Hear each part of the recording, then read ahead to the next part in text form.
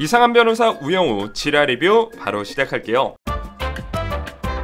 이번 화는 서울과 신도시를 연결하는 도로건설을 위한 주민 설명회 이야기부터 시작이 되는데요. 소덕동 주민들은 동네가 두 개로 나눠지는 도로건설에 집단 반발하고 한바다를 찾아와 도로구역 결정 취소 청구 소송을 준비하죠. 한바다는 사전조사로 건축가 교수와 토목과 교수를 찾아갔는데 두 전문가의 의견은 상반됩니다. 두 전문가의 의견은 각각 그에 맞는 타당한 이유와 근거가 있었죠. 가치를 보는 관점이 다른 사람들, 각자 어느 관점에서 무엇을 바라보느냐에 따라 가치가 달라지고 선택의 방향이 결정된다고 보여지죠. 정명석 시니어 변호사는 사전 조사 결과 이길 수 있는 확률이 현저히 낮으니 소송을 하지 말라고 조언해줍니다. 그러나 별명이 이건희인 대단한 재력가인 이장님은 계란으로 바위치기라는 거 압니다. 그래도 합니다. 지더라도 하고 나 혼자서라도 합니다. 수입료는 얼마든지 드릴 테니까 제발 계란 편에 서주세요. 변호팀을 설득합니다. 영훈의 팀은 마을 이장의 안내로 소덕동 기부천사 김장훈, 시 축구 4강 진출의 위험을 달성한 주역 손흥민과 어르신 목욕봉사의 테레사 부녀회장님을 만나고 오래된 당산나무 아래서 소덕동 유진박의 바이올린을 들으며 결국 소송을 맡게 되죠. 교수들의 의견과 서류로 판단했던 방향에서 소덕동 현장 방문으로 따뜻하게 한 가족처럼 살아가는 소덕동 사람들을 보게 된 것입니다. 소덕동 이장은 김장훈도 살고 손흥민도 살고 테레사 부녀회장도 살고 유진박도 사는 대단한 동네입니다. 그렇게 막 밀어버려도 그렇게 막 사라져버려도 괜찮은 그런 동네는 아니란 말입니다. 라고 하죠. 수연은 영우에게 너는 어떤데? 너는 준호 씨 좋아? 라고 하자 영우는 쉽지 않아. 누군가 나를 좋아하는 건 쉽지 않아. 나도 그 정도는 알아.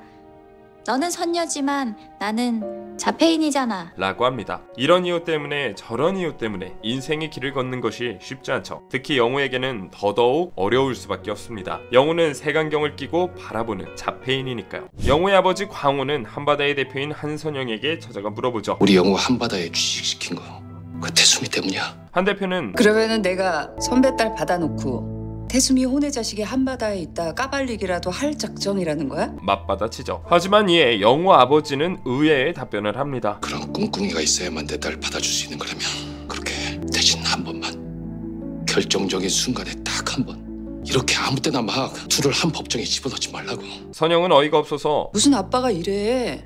내가 정말 선배 딸 이용한다고 생각했으면은 못하게 말려야지. 그게 부모 아니야? 라고 하는데 영우 아버지는 한 대표가 영우를 취직시켜준 의도를 경쟁사인 태산의 태수미를 공격하기 위한 수단으로 보고 있죠. 그래서 나쁜 아빠가 되더라도 자폐인 자식에게 기회를 주고 싶은 아버지의 몸부림으로 볼 수 있겠죠. 그러나 이 회차에서 한 대표의 의도는 아직 밝혀지지 않아 정확한 이유는 더 지켜봐야 할 것 같습니다. 영우에게 원망을 듣는 나쁜 아빠가 되더라도 사회적 차별로 기회조차 얻지 못하는 영우에게 기회를 주겠다는 아버지는 영우에게 진실을 이야기하고자 합니다. 아빠도 영우도 그동안 취직 안 돼서 많이 힘들었었잖아.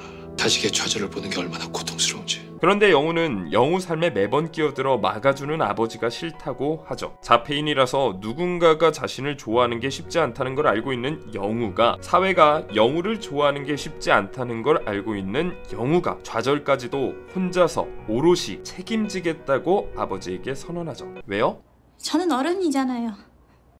권민우는 영우 아버지의 후배인 한 대표와의 관계를 이유로 영우가 낙하산 취직했다고 단정짓습니다. 그리고 최변에게 영우가 부정취업이니까 다같이 분노하고 긴장해야 된다고 말하죠. 보고 싶은 것만 보고 싶지 않은 것은 보지 않는 편향성이 어떤 결과를 가지고 오는지 보여주는 전형적인 캐릭터이지 않을까 생각이 되는데요. 우영우는 우리를 매번 이기는데 정작 우리는 우영우를 공격하면 안 돼. 왜?